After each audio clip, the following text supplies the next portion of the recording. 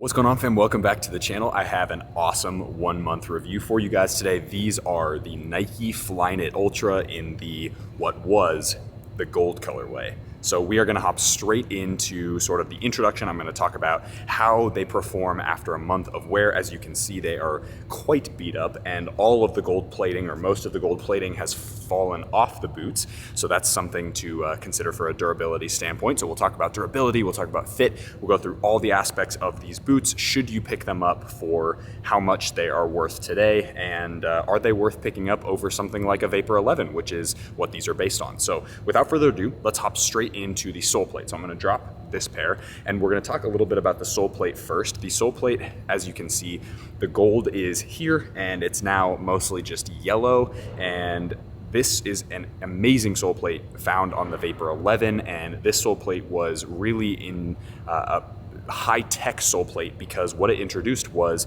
sort of an ergonomic way of getting into a sole plate. So as you can see, there are a bunch of ridges on this sole plate that basically create little divots for where your foot goes in. And so what that does is when you slip on the boots, you really feel like the sole plate is molded to your foot, almost as if you were to get a custom insole for like a broken foot or something, or your running shoes. That's kind of what these feel like. There's an incredible amount of snapback for a non-carbon sole plate, which I think is really, really good. And then the sole plate and stud pattern is incredibly aggressive. So it's something that if you're not really interested in a mega aggressive sole plate, or you worry about injuries, this might be a sole plate that you stay away from, just because there are only chevron studs on this on this boot. And so it really isn't a artificial grass sole plate, if I'm honest. Yes, they work for 4G pitches, like the ones with the really long grass. But for the most part, I wouldn't recommend these for pitches that are really old turf, or kind of a lot shorter and more less durable turf, if you will. So for me, the sole plate is really high in ingenuity. It's got a really nice feel underfoot, and it really does a nice job of feeling like your foot is custom fit, or the boots are custom fit to your foot, especially on the bottom. And for me, that's a really cool thing. The only thing that I'm going to knock it down for is I'm just not a huge fan of only chevron studs. And so for me, this is an 8 out of 10 sole plate.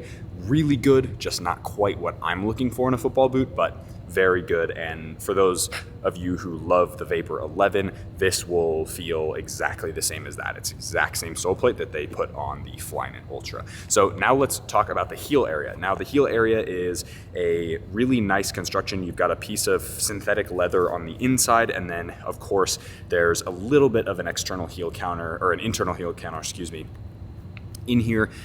It goes up a really decent amount of length, so it's not too high. It's not obviously a high collar, because this is a low cut Vapor essentially. And the heel area has a great amount of lockdown. I found it slipped just a tiny bit in break-in period of time, but for the most part, that's, for me at least, with kind of an awkward shaped foot. I've got kind of a medium to wide foot in the midfoot and the forefoot, and then a really thin heel. And so often while the boot is breaking in, that's something that I always have to think about, is that I often find slippage in the heel because the rest of the boot is trying to stretch, but eventually it all works itself out. So now that I've broken these in, and they are, pretty much custom fit to my foot at this point, you can see how wide they are on that point and how much they've spilt over the side of the sole plate. This heel area has done a great job.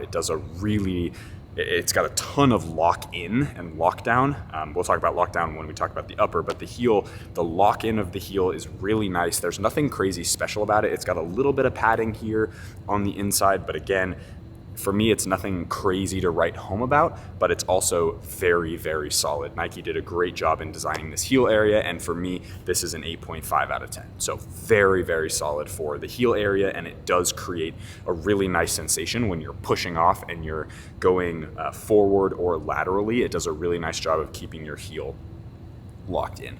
Now let's move on to the upper. So the upper is where this boot shines. The upper of this boot is sensational.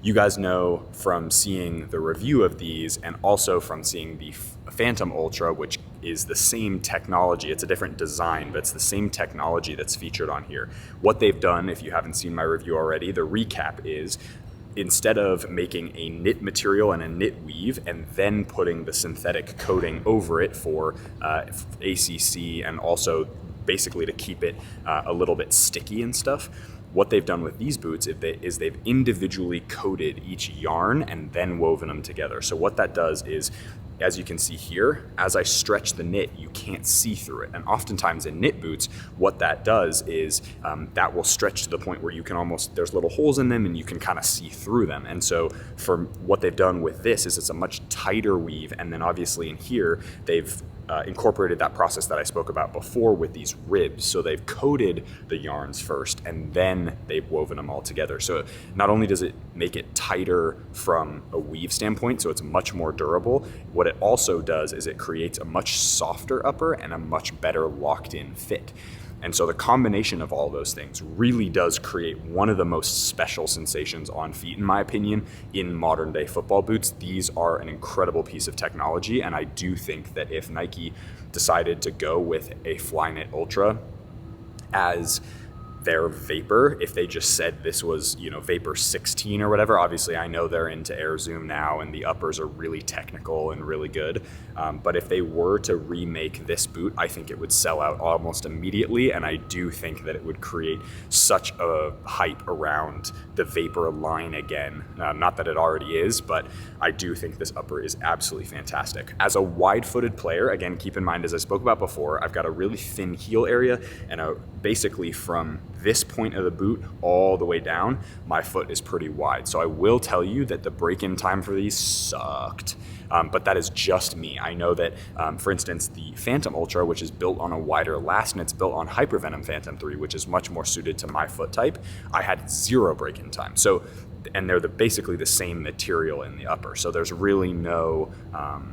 There's really no complaints I have with break-in time. I knew coming into these boots that if I wanted to test them out, if I wasn't just going to leave them on my shelf and have them sit in all their glory, which I didn't want to do with these, I really wanted to give you guys like what they feel like on feet, because the Phantom Ultra or the FlyKnit Ultra is a really special pair of boots, and it's kind of renowned as being one of the best boots of all time. And I wanted to know why that was the case. And so here we are 2 months later, talking about this incredible upper. So for me, it did take probably 3 or 4 full 2.5 hour sessions. So I would say as a wide-footed player, you can still fit in these. They're gonna be a little bit slim still. Like if I was to play a game, for instance, excuse me, I would pick Phantom Ultra over these. Stay tuned for the comparison review because I will be comparing these ones and the Phantom Ultras for wide-footed players and kind of figuring out which ones I would prefer. But I think if I was just to go for comfort, I would pick those ones, but it's only because this is built on a much thinner last. That doesn't take away or doesn't dock points from the quality and just the sheer comfort and feeling of this upper. I love these little speed ribs or whatever these are called in the upper. I think they've done a fantastic job. It gives you just a nice amount of grip on that ball so that you can really spin, really get a little bit of extra whip on that ball. And the feeling and the touch is so soft with this upper. I think that it does a great job of breaking in really well. And once it is broken in, you can slip in and out of these boots like so easily, which is awesome. And so for me, this upper is a 9.5 out of 10. The Ultra line from Nike, FlyKnit and Phantom Ultra for me, those uppers are basically the best on the market as far as I'm concerned. I really think these do such a good job, including lockdown, ball feel, break-in time. Again, if you don't have super wide feet like I do, you would be able to break these in probably without any, like you could wear them into a game and be fine. So that's something to keep in mind if you are actually looking at a pair of these to buy. So fit and width. So now let's talk about fit and width. So the fit of these is absolutely glove-like. It's very, very, very snug. And that's something that you saw on the Vapor 11, which is what this boot is based on. And then you also see that in the Vapor line just in general. So for these, it's really no different. Although I will say, because they are the Ultra line, the FlyKnit Ultra, this FlyKnit material, especially the Ultra one, really does give you enough width for most foot types. It's kind of the only vapor-esque boot from Nike that's ever been produced that I would say, okay, a wide-footed player, you're gonna struggle to break it in, but once you've broken it in, it'll be just fine for you. I feel that way about these. So as far as fit and width goes, I think these are good. This is a totally subjective rating for me on this one. This is an 8 out of 10 as far as fit and width goes.